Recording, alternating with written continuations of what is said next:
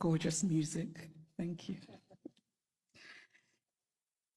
President of the Federal Republic of Germany, Dr. Steinmeier, Mayor of Berlin, Minister for Culture and Media, Dr. Monica Grütters, Director of the Humboldt Forum, Professor Dagalo, ladies and gentlemen, good afternoon. Actually, good morning-ish. It's almost afternoon. Thank you for having me here. When I was researching my second novel, Half of a Yellow Sun, which is set during the Nigerian Biafran War that started in 1967, a woman told me a story about her elderly father. It was early in the war, and they were in their Biafran hometown, feeling relatively safe because the war seemed far away.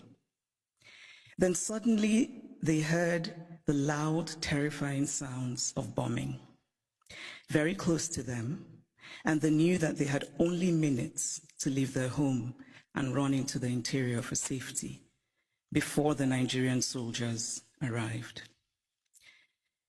The elderly father was a wealthy man, but the only thing he rushed to take with him was his ikenga, a piece of wood, a beautifully carved piece of wood.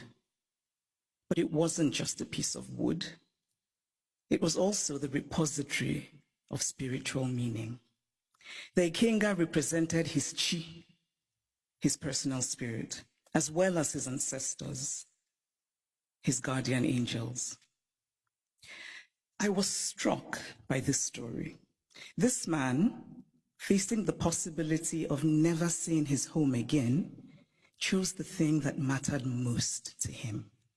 Of course, he cared about his material possessions, but he believed that those could eventually be replaced, while his ikenga was irreplaceable. There are ikengas in various museums all over the world today, and it is easy to forget as we stare and admire them behind cold and clinical glass barriers that these are objects that are religious, spiritual, sacred. Art lives in history, and history lives in art. Much of what we call African art are also documents that tell stories.